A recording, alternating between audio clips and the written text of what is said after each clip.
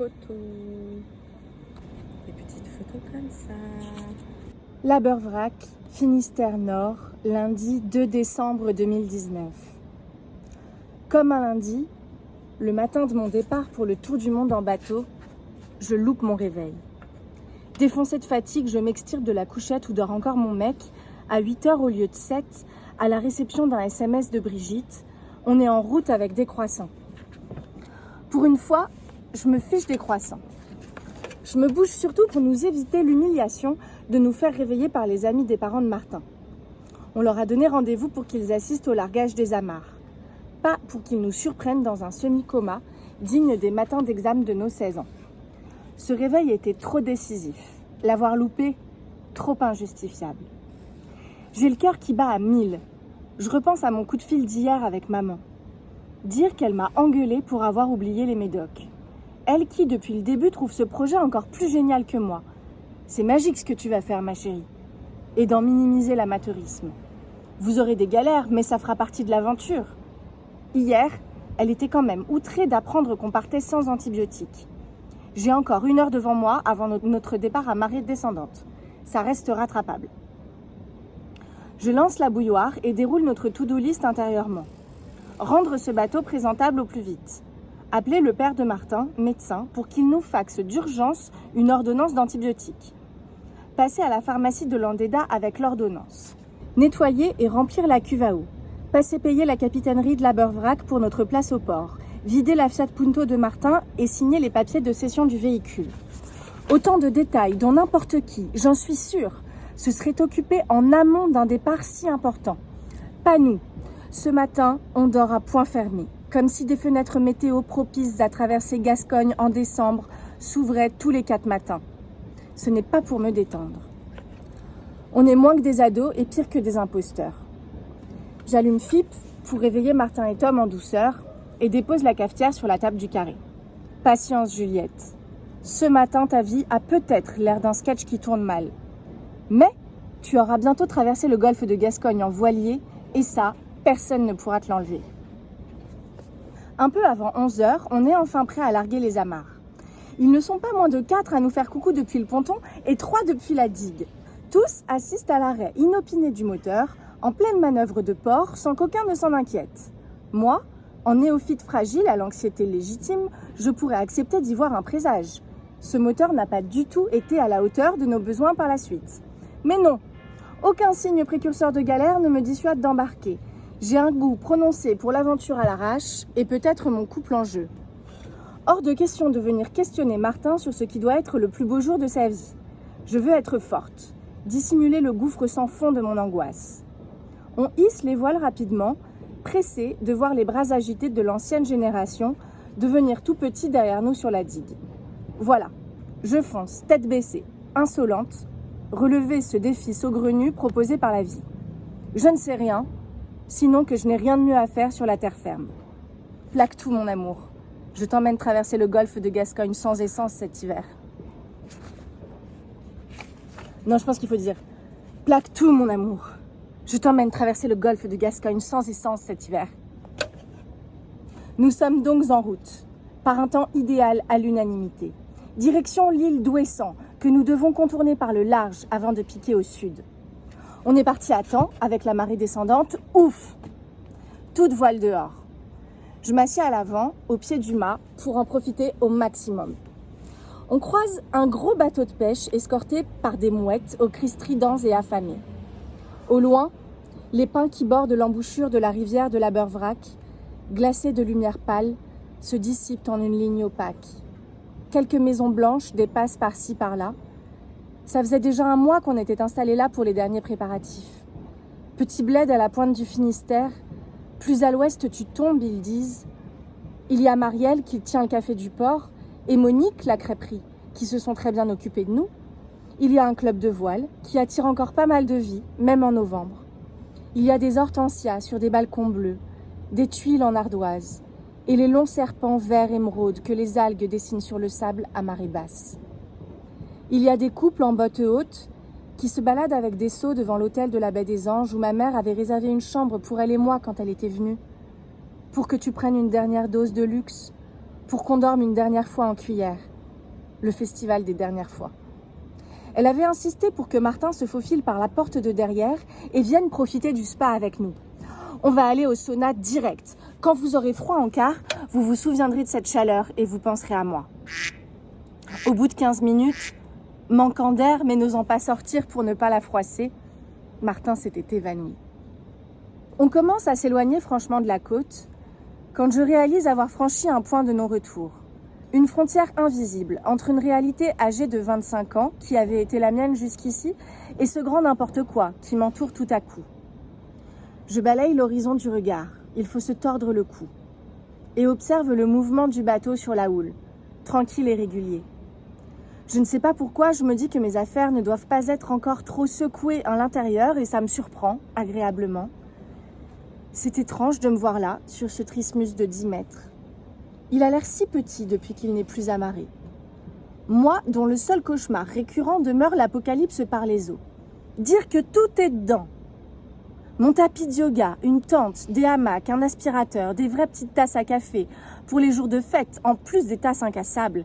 2 types de cafetières, à pression et à l'italienne, des couteaux de poche, un panneau solaire portable, des frontales, une douche en caoutchouc, 2 harmonicas, une flûte, un zag drum, des torchons propres, un backgammon, 2 tarots, des ballerines de sport étanches pour naviguer, des fringues d'été et d'hiver, des réserves de poivre en grains, d'après-shampoing pour mes cheveux crépus, 2 kilos de médoc, ordi, appareil photo, carnet, livres, encens, gris-gris, tout à sa place dans une coque de plastique qui fait cap au sud. Dans la douceur du fond de l'air, je repense à la formule « mettre tous ses œufs dans le même panier ». Quelle idée! Que je tombe amoureuse d'un mec qui parte voyager en voilier est une chose. Que je m'y risque au point de m'installer à bord avec lui et son pote en est une autre. Surtout, que je compte vaguement sur le potentiel capitalisable de cette fausse audace pour gagner ma vie, reste, et de loin, la plus terrible hérésie de toute cette histoire. Ma vie. Ma vie. Ma vie que ce départ rend radicalement dépendante de facteurs imprévisibles et aléatoires, à commencer par l'efficience de mon oreille interne et ma disposition à vivre à 3 dans 20 mètres carrés. À ce jour, des données toujours manquantes. Comment ai-je laissé faire cela? À quel moment l'inconfort et la contrainte prendront-ils le pas sur l'expérience inoubliable? Quand je tiendrai un quart seul par une nuit noire et pluvieuse? Quand j'enfilerai tous les matins des chaussettes humides? Quand j'essayerai de faire caca en vain, convaincue d'être entendue par mon mec? Que ce soit mon côté solitaire et autonome ou ma peur de la mer, trop ancrée, quelque chose finira par provoquer la bascule du rêve au cauchemar. Je me demande bien quoi et quand. Sauf si je réclame à être redéposée à terre tout de suite, avant que le drame n'ait lieu. Et vu qu'à ce stade de ma parano, on voit encore un peu la côte, je note que ce ne serait pas trop humiliant. Mais en fait, si, c'est beaucoup trop humiliant. Déjà parce que les conditions météo sont idéales, inespérées, et en amoureuse de la nature qui se respecte, je veux leur faire honneur. Mais surtout parce que ma playlist passe dans le cockpit et que cela fait un bout de temps que j'entonne des refrains, l'air enjoué, un comportement trop incompatible avec celui de l'effarouché complètement barge qui monologue en moi et que je n'ai pas envie de trahir dans l'immédiat. C'est maman qui me dit toujours « Fake it until you make it ». Fais semblant jusqu'à ce que ça marche.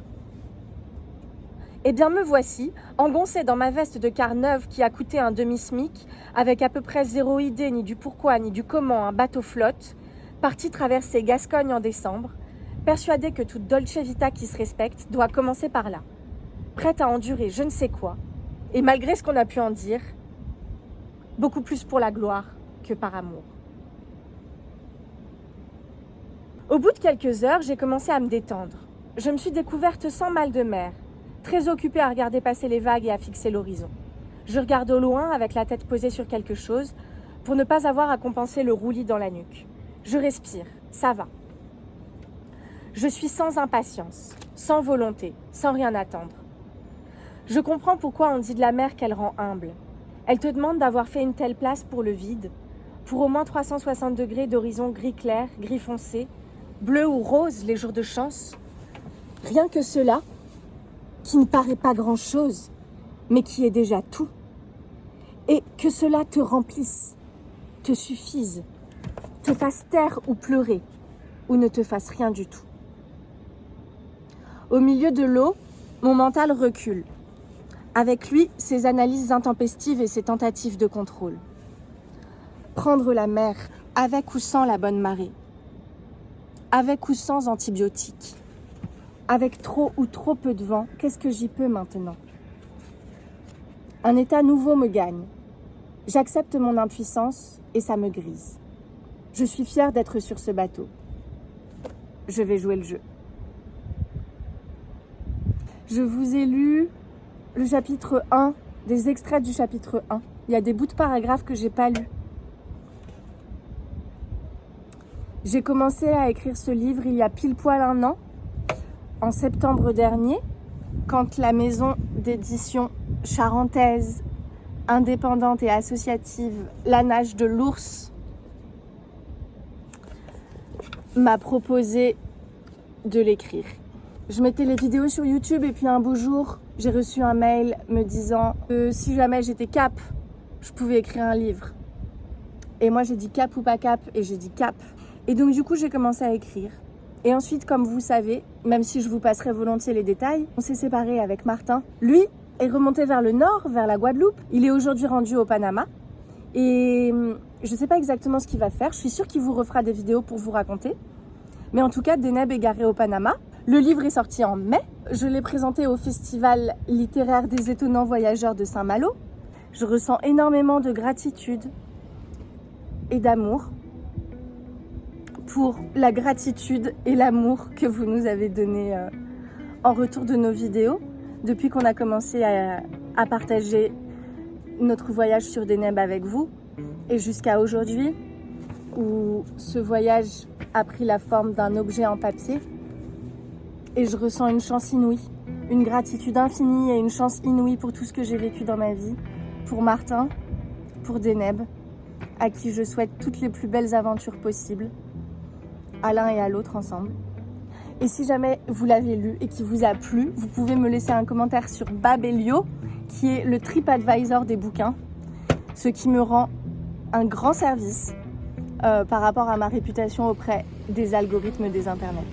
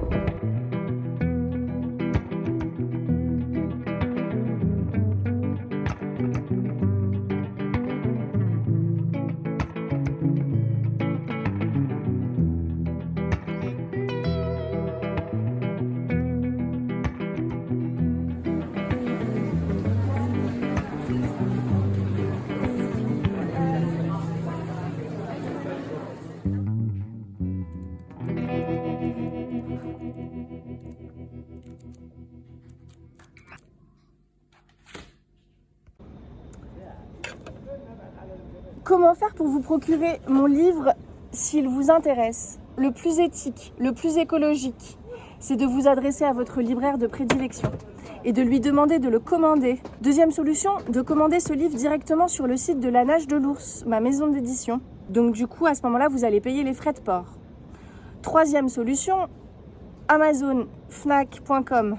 Et enfin, quatrième solution, mais c'est la solution un peu plus logistiquement complexe, c'est de le commander à moi en direct pour que je vous le vende en live, que je te le vende en live, avec une petite dédicace, en me rencontrant.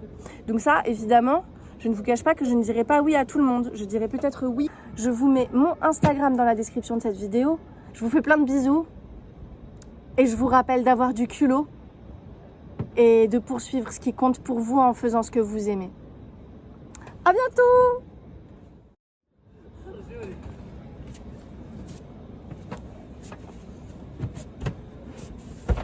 Aïe!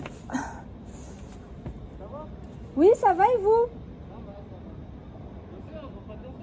Bah non, je tombe pas, puis si je tombe chez moi. Vous avez le courage, ma mère.